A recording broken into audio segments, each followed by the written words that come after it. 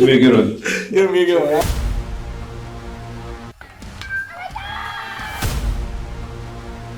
Definitely a different type of process. Cut down or freeze up. Being a coach's son.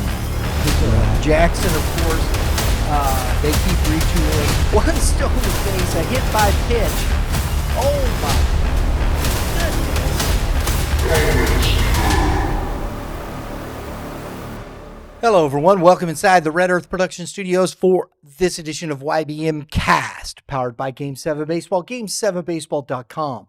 Make sure you check it out. Get in a tournament. If you haven't yet, we got some good stuff. There's 7 tournaments we're going to be at. We're looking forward to our Super 7 Invitational. 26 14U teams going to be out, and we're looking forward to a big weekend. Game7baseball.com. Today on Baseball Talk, as always, the guru himself, Mr. Kevin Moulder, joining us today. Kevin, how are you, buddy? I'm doing great. How about yourself? Enjoying the early season. There's been some good baseball. You know what? It's been a great start to the season. We've been blessed with some relatively good weather. Now we're Mother Nature's about to take their turn punching back, I think, the next couple days. But we have gotten a lot of good ball in the first little bit here. Yeah, and it's been a lot of fun. And the first 2 weeks, I think, this week, I like to kind of call it moving week, because you can kind of start to see who's separating themselves and whatnot before you get into conference play, right? Yeah, teams do a little bit different approach, but you start to see pitch counts extend out a little bit. So you see starting pitchers go a little deeper. Teams are trying to figure out exactly what they have as they jump into conference play. But you can kind of start to see teams taking shape and who we think who we thought was, going to be towards the top at the beginning of the season and how they're faring, et cetera. So, yeah, you're starting to see a little bit of an identity formed for teams. We got some good stuff here for you today. We're going to go around the state and kind of look at some players you might not have heard of. Even when I was showing this to Kevin this morning, he was like, wait a minute, I got to make sure I can talk somewhat about these guys. Hey, but you know what? That's the thing. We want to learn as much about what's going on around the state. Even way down in Perryville, Missouri, Troy O'Keefe, who is a Southwest Tennessee Community College commit, came in for 2 innings, faced 6 batters, K'd 5, sat 88 to 89, and topped out at 90. That's a good day, Kevin. Yeah, Troy's one of the guys I do know pretty well. That's a good arm. Kind of a smaller stature kid, but has a really good curveball, and the fastball jumps on you. Kind of gets on you. The fastball kind of plays up, if you will, even firmer than it appears, heading to Southwest Tennessee. Perryville's produced a couple good ones. Devin Turbrack came out of there, who I coached at Jeffco, and then went on to have a really good career at Western Kentucky. So it looks like they got another good one in Troy O'Keefe. Isn't Perryville? I think Perryville's a Class 3 school, if I'm not mistaken.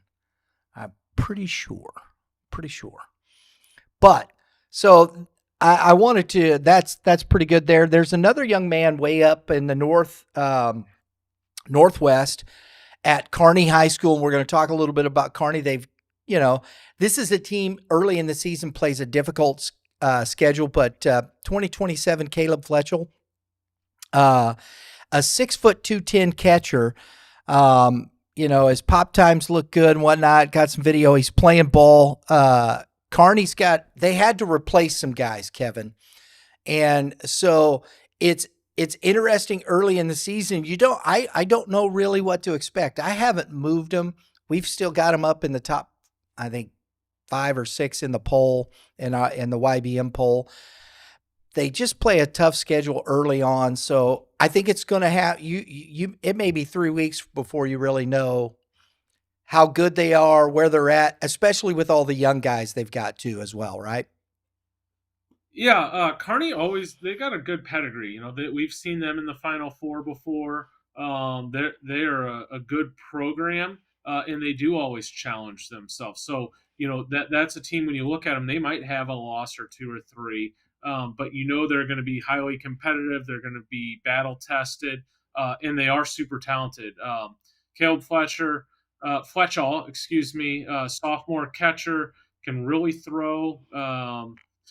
Good defensive guy, and which is important because they got one of the bigger arms in the state, Cam Taylor, Mizzou commit that can be mid 90s up to 97. So a lot of times, and we've seen this before, Brian, you get those big arms, you better have someone that can catch them, and it's unfortunate when there are some teams out there that get put into some tough situations because they'll have a big arm and then a catcher that's not really capable. But Caleb certainly is. In catching, mid 90s is no easy task in high school. Absolutely. And as we were talking about, they're open the season 3-5, but they've played Liberty, Blue Springs, Grain Valley, Park Hill South, and Smithville. Those 5 teams are all ranked in our polls. Those are all really high-end programs. So, you'll, especially with the smaller class, I believe Kearney's class 5. In my opinion, you can't go too much off of their records. And we've talked about Blair Oaks a number of times. They're a classic example. They'll take on all comers. They'll look to be about 500. But you look at the schedule that they've played, and they've run the gauntlet and played, class 5, class 6. And then they'll, get into their class and they'll go to work in the postseason. So everyone and then you see the other side where sometimes you'll see teams with a, 24-1 record that, they play their all. It's all subjective, but record doesn't necessarily indicate who's the best team. And speaking of Blair Oaks, they were at Southern Boone yesterday. It was one of our must-see games. That is definitely must-see baseball. Southern Boone beat them 1-0. Two great teams. Yeah. That's what you call must-see baseball, right? In my opinion, that's what it is. Absolutely. Yesterday, Kearney was at Smithville. It was our top game on our card yesterday, and Smithville beat them 7-1. I think Smithville, it's one of the teams I overlooked early on, Kevin, because we talked about that when we started doing the rankings. I knew I was going to miss somebody, especially a team from the west side of the state I don't know that much about just yet. So Smithville's one of those. Smithville now is 6-1. And, as you know, I do know that they are a solid program. They've been around. They've had a lot of success. That's going to be a team I think that's going to be fun to watch in Class 5. Yeah, without question. They like you said, they've been one of the top teams. So not a huge surprise that they're off to the start they are. Absolutely. So, we'll keep our eye on Kearney. I think that's going to be interesting as we go along. Here's one of those. It was on our must-see list yesterday. The Kirksville Tigers in this one district, Kevin. This is what's always fascinating to me. I'm gonna pull this up for folks because a lot of times I don't think we know this about some of these as well. District 7 in Class 4 has Booneville, Hallsville, Kirksville, Mexico, and Moberly. We talk about the Class 5 and the Class 6 districts of death and things like that. This is one in Class 4 because Booneville is a perennial kind of powerhouse in Class 4. Coach Simpson, they win a lot. Hallsville, not so much. Kirksville, yes. Mexico is coming on of late. They've had a couple of good seasons. This year they start off 7-1. They lost, as we said, to Kirksville yesterday. And Moberly is undefeated, and we'll get to them in a second. This district is going to be as tough, and then you go right across there in District 8 with Father Tolton, Fulton, Southern Boone, Winfield, and Wright City. There's some good baseball in Class 4, Kevin. Without question, and we've talked about that in the past too. There's some years where I thought that Class 4, when we get down to the Final Four, has a couple teams that might win Class 5 in the Final Four. Not every year, but like there's certainly some big time Class 4 teams, and they're not scared to challenge themselves. No, and I think that's why at the end of the season you see some of those teams that do challenge their schedule have much more success in the postseason. So moving on, Kirksville 8-1. That's huge. That's a conference win. That's a district win. That's when all those coaches go in the seatings and they go, "Well, we beat you the other day." Yesterday, you were at, I believe it was yesterday, Fort Zumwalt West C.B.C game in the Midwest Classic. Saw a pretty good pitching performance, did you not? Yeah, both teams came in with good records. Zumwalt West and C.B.C each came in with one loss at the time. So pretty heavyweight matchup there. And Carter Perry came out on top for West with an 8-1 win over C.B.C. But a lot of good things. Got to, Nolan's system returned. So he'd been back. He came back. He had a kind of a tweaked hamstring, and I think they were being more cautious than anything else with it. Not a severe injury, but kind of sat out the first week and a half of the season. He returned and made his presence known. He had a big 2-run homer into right center field. Carter Perry pitched a complete game and just competes. That's probably his best attribute. If someone was going to ask me, and like Jeff coach contacted me afterwards, hey, how'd he look? And, what does he do well? Well, what he does is he competes his butt off. He throws a ton of strikes. He's a winner. And Zumwalt West seems to have that recipe where they have a lot of those type of players in their system. And right now they also have some really good talent, and that makes them dangerous. When they have talent mixed with that competitive pedigree that they just instill in their kids, then they're a team to watch out for. And I think this is that type of year for them where they're going to be one to reckon it with. And of course, they'll be in the same district as Francis Howell. So, you're looking at a situation where you probably have two of the 5 best teams in the state in one district. And, one of them's going to have a great chance to, only one of them can advance out. So that'll be a tough situation, but that's going to be a fun matchup. And it's been like that in the past couple of years as well. But Zumwalt West really like their lineup. Deep lineup. They can hurt you. They can hit the ball out of the ball yard. They'll run. They definitely will bunt. Complete offense. So I came away impressed with the Zumwalt West offense, and there's a lot to like with that CBC team too.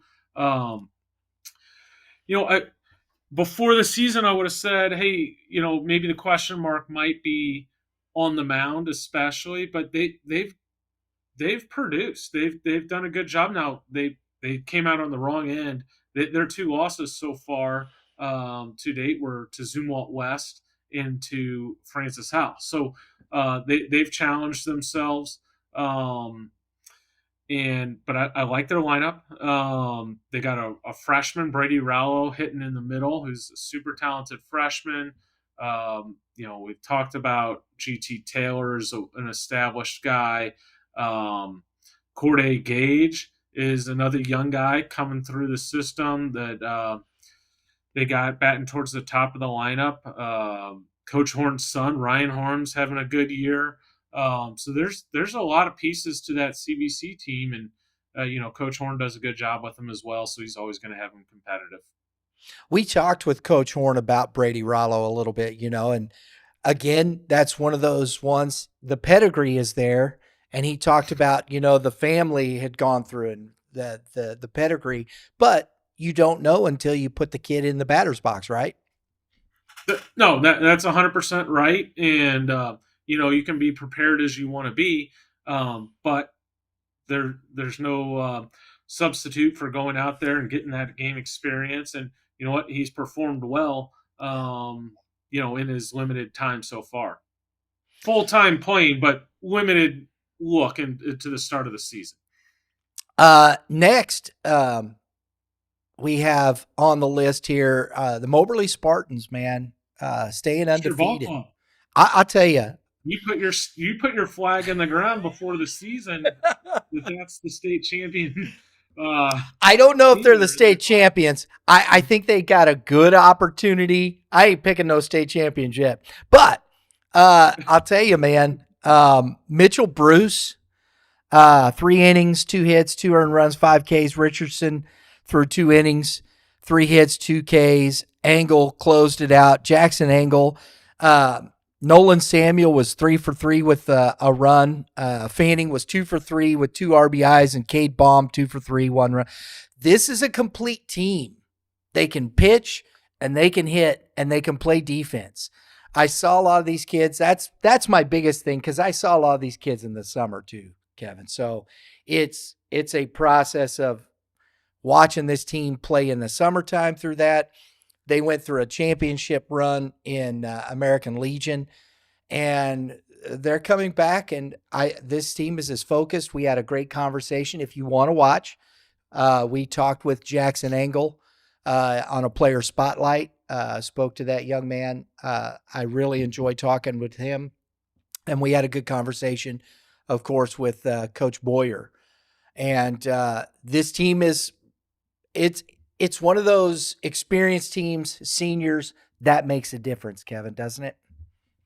Oh, 100%. Yeah, absolutely. And I remember you talking highly of them in the summer through the Legion. And, there's something to be said for that. And it can be an advantage, especially for the, the smaller town teams. A lot of their kids will play together as a team throughout the whole year. And I think there is something to that that gives them a little bit of an extra edge. Now, in the cities, they have a different advantage. They a lot of the top end players are going to play in highly competitive, tournaments, and got access to a lot of great training through a lot of the clubs and organizations. So it's give and take, but it is an interesting dynamic that kind of unfolds throughout the course of the season. Yeah, it'll be interesting to watch. So, kudos to Moberly. They set their mind to it, and right now they're delivering. So they're on top of that, and it'll be fun to watch the rest of the way there. So, young man, I met and we talked a little bit at the PBR event. Looked very good, and he's doing it on the mound in the season. I love that. Not always does the showcase translate to the mound, right, Kevin? Oh, yeah. But Mr. Brady Smith, it is definitely translating. Yeah, Brady was one of our big winners from our preseason All-State and just our winter workout tour. That's an electric arm, very good athlete down at Van Buren. It's a live fastball. He's going to be in the upper 80s, maybe touch a 90 or 91. That wouldn't shock me at all this spring. But it's electric stuff coming out of, kind of an athletic frame. And I would expect he's going to have a big spring. And I'm looking forward to getting down and seeing him at some point this spring. Yeah, they put a beat down on Poplar Bluff, Class 5 school, 14-0 in 5 innings. And they also beat Class 3. And Scott City is one of those Class 3 schools that's kind of always there. They're a solid program. They're 7-0. Van Buren down there, Class 3. No, they're Class 2, aren't they? Van Buren, I believe they're Class 2. So, you know what? We'll end the mystery right here, Kevin. I'm going to look. That's why we have computers. There they are. District 2, Class 2, Van Buren. Boom. I figured I was right. There you go. So, and last but definitely not least, this was a great piece of video here. I really enjoyed this. With Cooper Rhodes, part of our Player Spotlight series this year. Young man going to Evansville University. walked it off yesterday against the Paducah, McCraken County out of Paducah, Kentucky.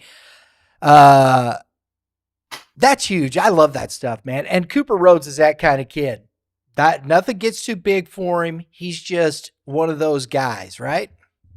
He can hit, and that's a great win for Jackson. McCraken County out of Kentucky is one of the top teams, really in all Kentucky, but year in, year out in Western Kentucky, McCraken County.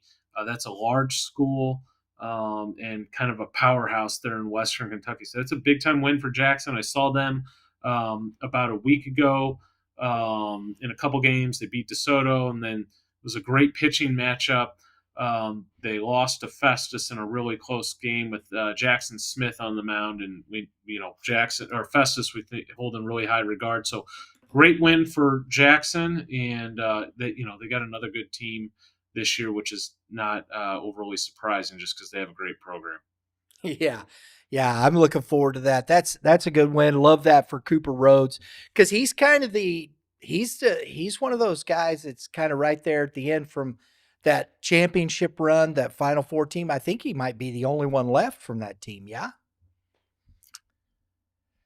Maybe one other guy. The only one, but he's one of the main cogs. Yes, Yeah. I would be willing to make that statement. And yeah, he's just a ball player. He's not the type of guy that's going to win a workout type event. But put him in a ball game. You need a hit. That's a good one to have. Absolutely. We're going to finish off here. I'm going to give some love to these guys. Coach Moran sent this stuff to Francis Howell North. We haven't talked about the Knights in quite some time. They've had their struggles, but this is a very storied. This is a storied program in St. Charles. I mean, Coach Donahue, Mark Burley, right? The major league pitcher. This program has had a lot of success throughout the years, and they've had some down years, but Coach Friedline, he's got these kids playing very well right now. They're 5-4, and I've watched them play a little bit. They were toe-to-toe with Eureka before losing a one-run ball game to Eureka. This is where they've been kind of all year. Same with Francis Howell in the Troy Classic earlier. And they got a big win yesterday, Kevin. Yes, they did. And Carter Stover threw a gem for them, senior right-hander, struck out 12 in a huge win over C.B.C. That's a signature win for a team or a program that struggled over the last couple of years. So that one probably means a little more than a regular win for them. So that was a good win for them. They got a shutout. Stover threw 6 innings. And he's an impressive senior. Can be an upper 80s arm. And then Colton Pasgrove came in and got the save and struck out the side.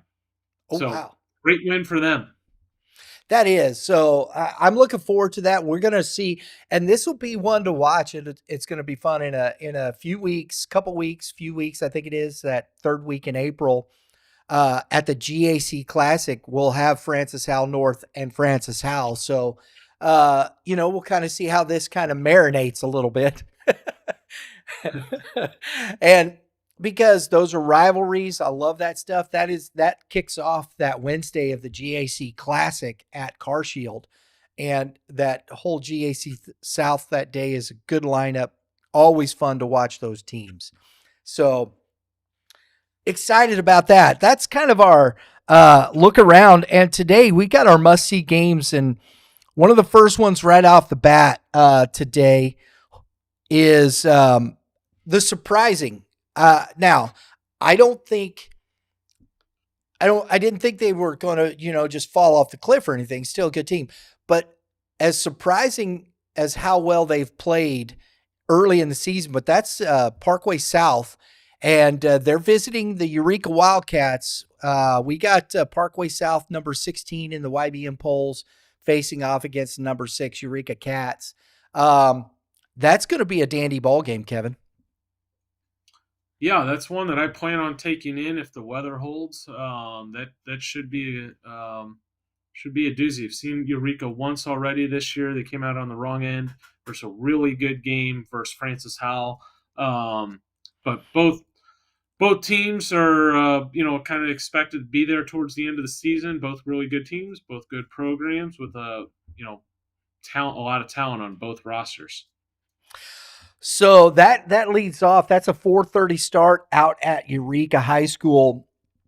We're going to go to the west side of the state. Another good one, number 14, Liberty North. Now, mind you, when I say number 14, that's all YBM rankings, okay, folks? Just an FYI. Anywho, Class 6, number 14, Liberty North Eagles taking on the Class 6, number 15, Lee Summit Tigers. Liberty North has surprised me a little bit. I had them in the top 20 early on, but, man, I think they're playing maybe a little above their pay grade. I don't know. Today will help unpack some of that conversation, right? Absolutely. That's why I'm looking forward to this one. I would like to go and watch this game because this is one because Lee Summit, they're right there in that mix. Are they going to take another step? Which team is going to get a little bit closer to, taking that next step, competing in that district, in that conference there? Because the KC Suburban Gold, because they took away the silver and they just made gold, and they have 4 conferences, and they moved those teams over from the silver one, which was, I think, Staley and some of those, over into the gold, and it's an 8-team conference now, and it's brutally tough. It's like the GAC South or the KC or the St. Louis Suburban Yellow. Even the red is tough for the St. Louis Suburban. Those conferences, the COC down there, these are like Power 5 conferences, if you were looking at that. That's my assessment of it. What do you think, Kevin? No, that's a great assessment. That's you nailed it right there. So we got, and not to mention, we got Staley at number 3. I think you do too, don't you, Kevin? I believe so, yes. That's a really good baseball team taking on a stumbling who just got beat in a must-see game yesterday. Lee Summit West, the struggles are real there. They got beat 10-0 by Blue Springs South yesterday. Without seeing it visually. Well, they've gotten out of the gate slow, and sometimes we see this. There's a couple teams that over the past couple of years that we thought were going to be good, but with a lot of talent, and kind of got out, and just some of them didn't recover. It'll be interesting to see what happens with West. We Summit West, that is, I guess I should say that. See if they can recover. It's not a talent issue.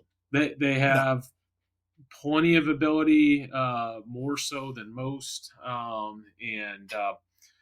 but there can be interesting dynamics. They want to have one of the top draft prospects in the state on their team, so that there can be some extra tension, and there's some good things that come with that, and some challenging things that come with that.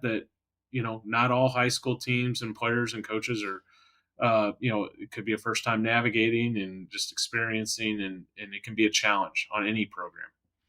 One of the fortunate things for us is Monday over the weekend, we're traveling to Blue Springs because we have Lee Summit West visiting Blue Springs Wildcats on Monday, April 7th. So tune in. If you want to see what's going on over there, tune in to Youth Baseball Midwest. We're going to have our Missouri showcase between those two teams and get a chance to talk as Lee Summit West with our own eyes. Going to get a chance to talk with Coach Meyer. I appreciate it. I want to give a shout out to head coach at Blue Springs, Tim McElliott, for hosting and putting some stuff together we're going to get a chance to talk to some coaches on that side of the state, which we don't get to do a lot because we're over here, but we want to get over there and having those kind of relationships. And we did a lot of that stuff with Coach Stiegel the last few years. Coach McElliott's been great, and I appreciate it so much. I really do. So we're going to get to see that firsthand, Kevin, and we'll kind of get an idea of what's going on, take a look, and just kind of get it from the horse's mouth, so to speak, right? Here we go. It'll be a fun little trip. Yeah, absolutely. Also today, Midwest Classic continues. I'm interested in this one a lot, and that's the Summit Falcons taking on Fort Zumwalt West. I think that's a pretty tall task for Summit. They're a good baseball team. I got them up high in the Class 5 rankings. What do you see there, bud? Yeah, Summit's one of the top Class 5 teams, and they're stepping up in class here, going against West. I really like the Summit team. Wyatt Schneider, one of the bigger bats in the area. Caden Dingus. They got some really nice players, but that West team is one of the true heavyweights in the state. So it'll be fun to keep an eye on that. West is coming off a couple big wins. So they always do a good job of this, but sometimes, could be a letdown or whatnot. So be one to keep an eye on. Absolutely. Absolutely. Last, but certainly not least, good matchup here. This is a conference matchup between two different class teams. Westminster, the Wildcats, taking on MICDS. We just moved Westminster up. They're starting to play good baseball. Drew Messi is in there. You got Brian Gould on the other side with MICDS. You got a couple of big time names in this. This is a good matchup right here. And I think one that'll tell a little bit more about Westminster and their movement up in the state, especially Class 5. What do you think? Yeah, I think this is a good test for both teams. MICDS has been out of the state. They were actually down at one of our complexes in Atlanta, at Lake Point, playing on a little spring break trip. So it'll be interesting to see them back in town, see how they perform. But clearly, one of the top Class 4 teams in the state were in the Final Four last year. To get Brian Gould back, who's coming off elbow injury. So that's a huge boost. One of the top two-way talents in the area, or really in the state. And then Westminster has a really talented roster as well. So this will be a good. When I say small school, mid-sized matchup here. Yeah, yeah. And I think it's going to be interesting. We've been talking about Class 5. As it's unfolded, one of the things, and I want to get your kind of thoughts on this. These are things that I look at when I start looking at top to bottom. Class 5 is more top heavy than Class 6 or Class 4. Class 4 has teams up and down. Pick a day you could get beat up.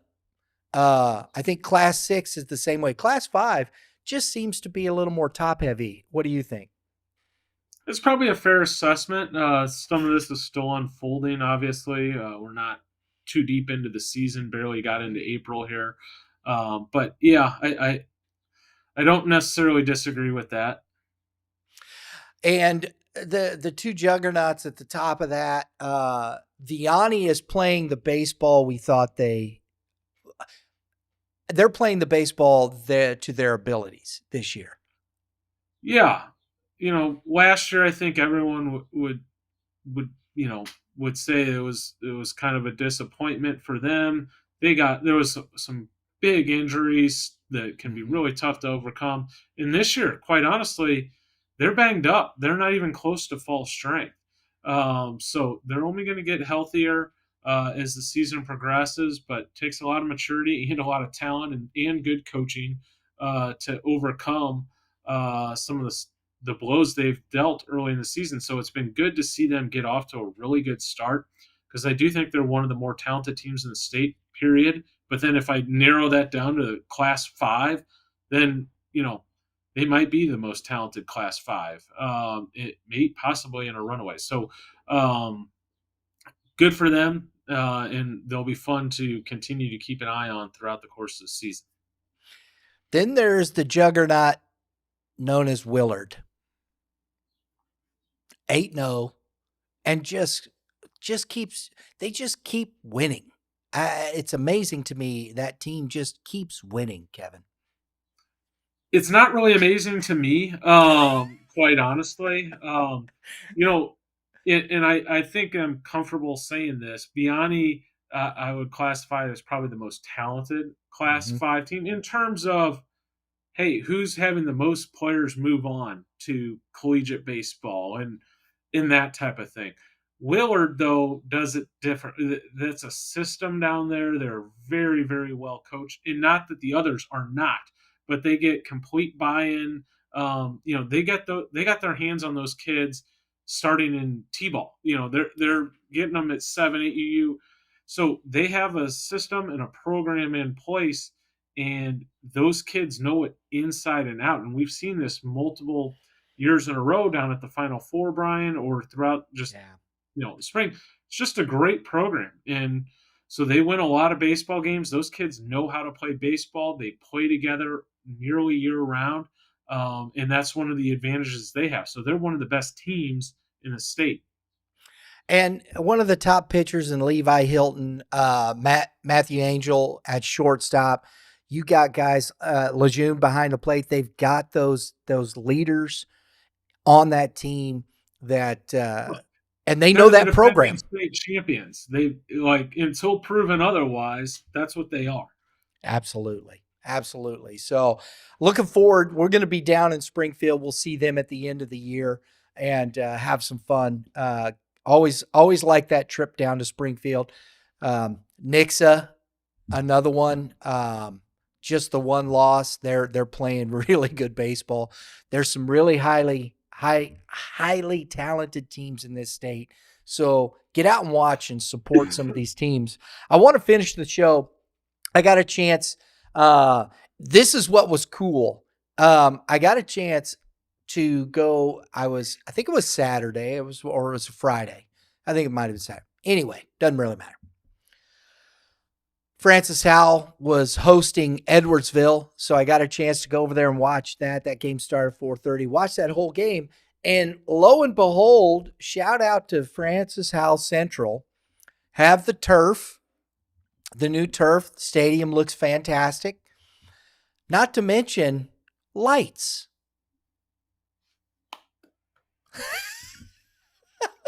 Love it. Yeah, it was a Friday night. That's right. And that's what even Coach Beckmann said, hey, baby, Friday night lights. I'm like, heck yeah, man, let's go.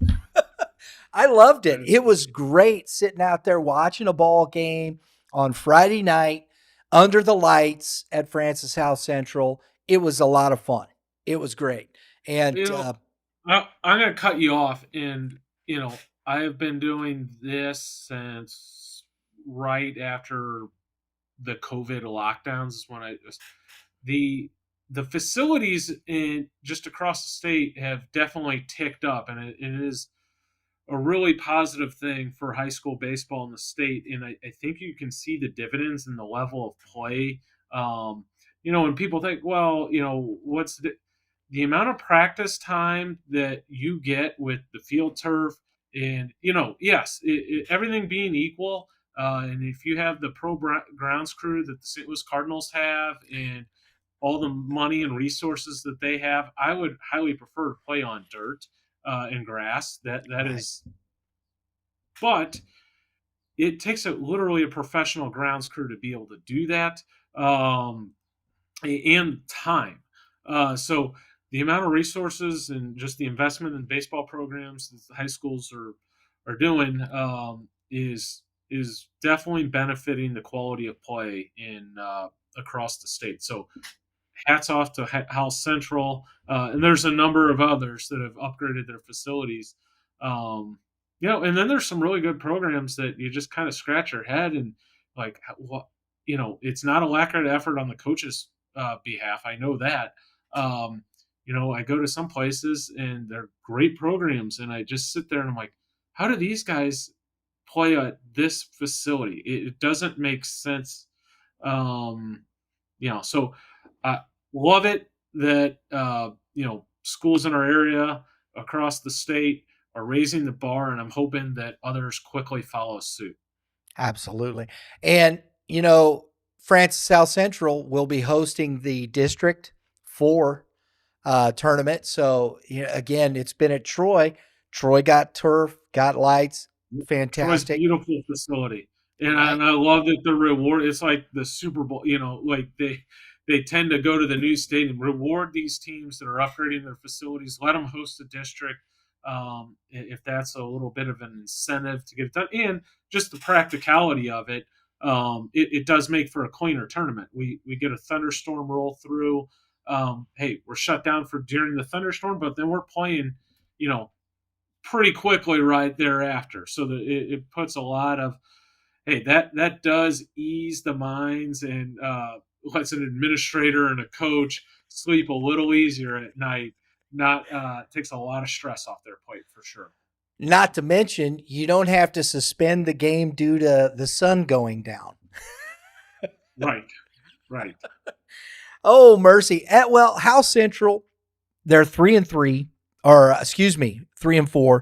They lost to SLUH the other night. I was at that ball game. We're going to get to that. They beat Rockwood Summit yesterday 4-3. That was in the Midwest Classic, so there you go.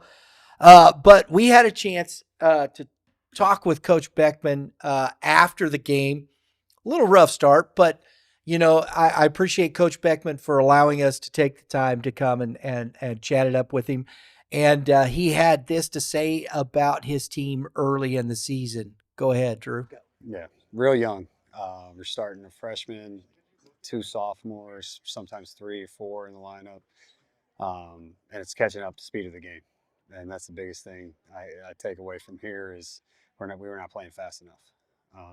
And when you play against older kids, it takes a little bit of time. So it's a learning thing, a learning process. But thought after the first inning we threw the ball pretty well. It's just we didn't make the plays when it mattered, and I think the speed of the game caught up to us. It looks like you're getting used to playing defense on turf too. Well, I mean that's the easy part for me. You're not getting any bad hops. We're just waiting back on everything too much. We talk about attacking the ball, but they'll figure it out. A lot of it's just the mental clock. Carter slides over to short. That's a different game. Drew playing third now full time, and then you got a freshman at second. I mean, that's the speed is going to catch up to you. So we're going to reemphasize the playing fast and speeding up that mental clock and just get better. Thanks, Coach. Right on. So that was a little bit, he talked a lot about the speed of the game with these young guys, Kevin. And, in your coaching days when you have young guys and whatnot, I think that was one of the biggest focuses for him, and just gaining that experience, letting the game slow down. It's tough, isn't it?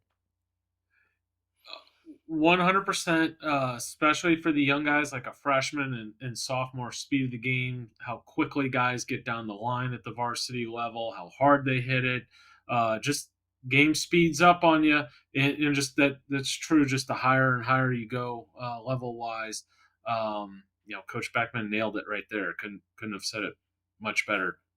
Yeah, and one thing about here's another team. It always kind of reminds me of that same.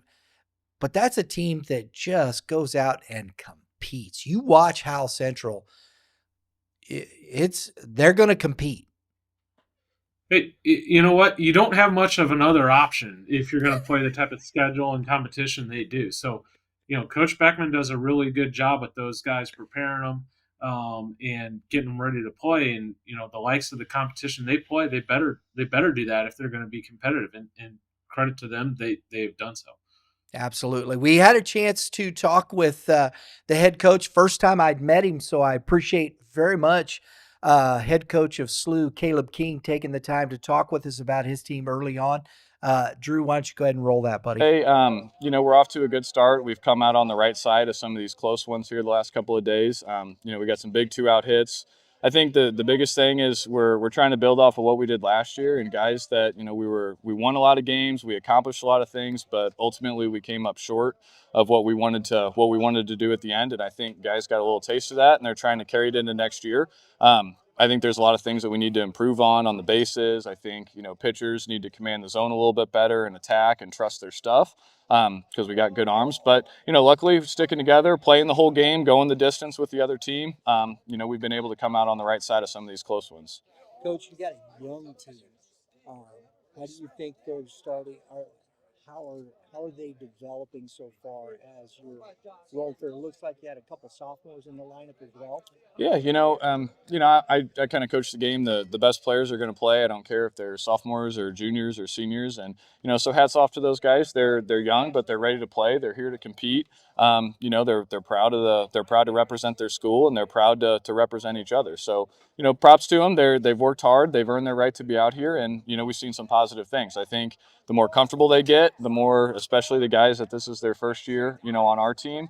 I think the more comfortable and the more confident they get, the more success they have, the better it usually goes. And they start to believe that they can do it and they can compete at this level. So I think we've got good talent. I think we have good leadership. I think we had some good players last year that were seniors, and you always got to replace them. That's part of building a good program. So I like where we're at. I like the young guys. I like the leadership. We just got to continue to get better. Thank you, Coach.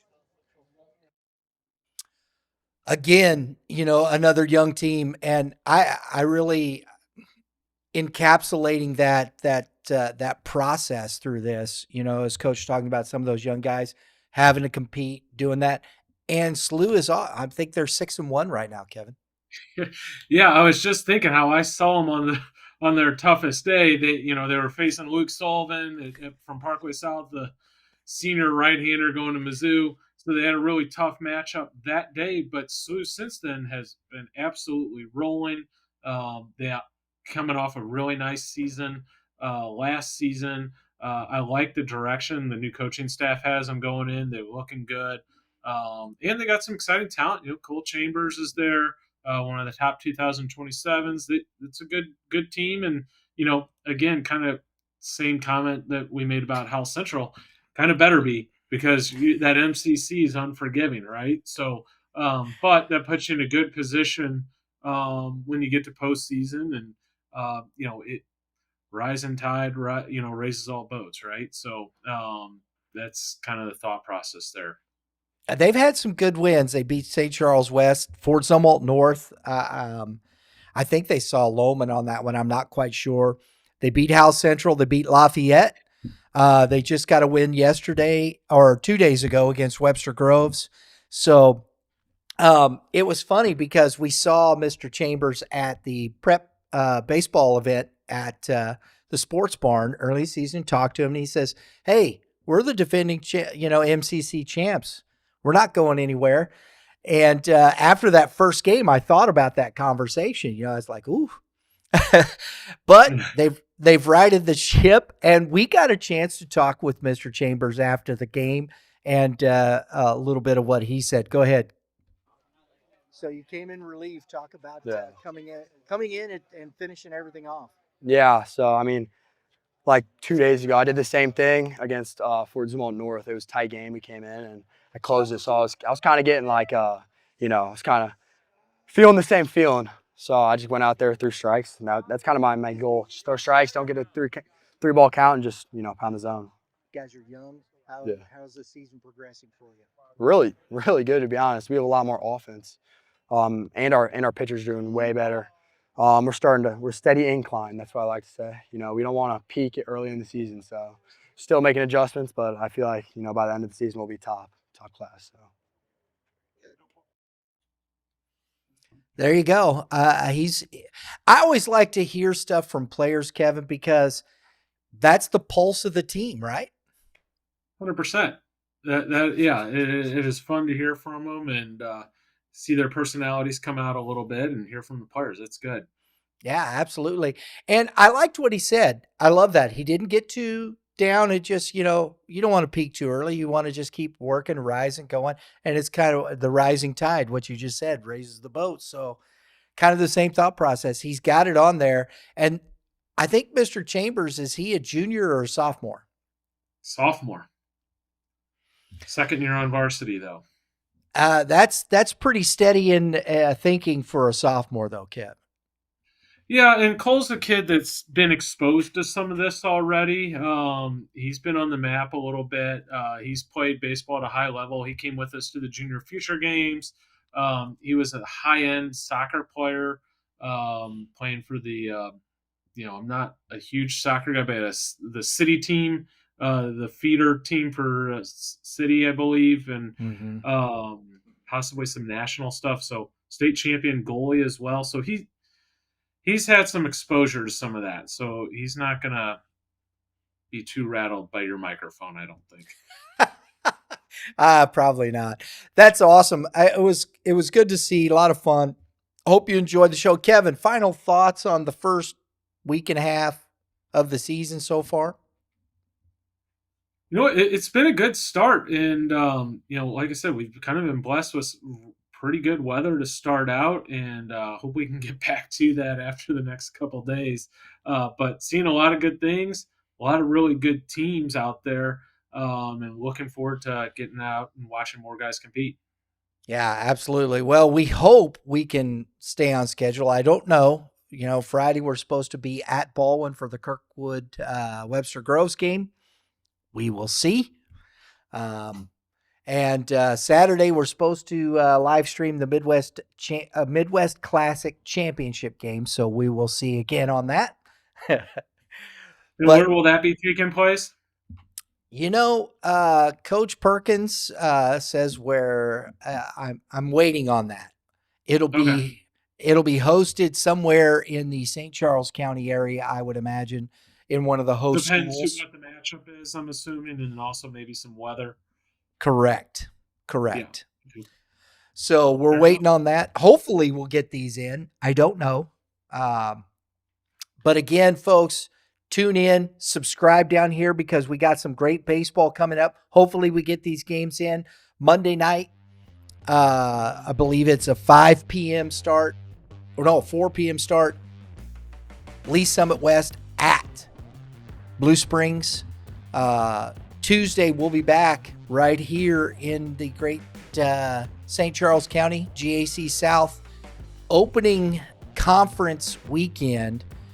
Francis Howell visiting Fort Zumwalt West. Don't want to miss that one. Little rivalry aspect. On Wednesday, don't want to miss this. We'll be at Eureka for the Lafayette Lancers.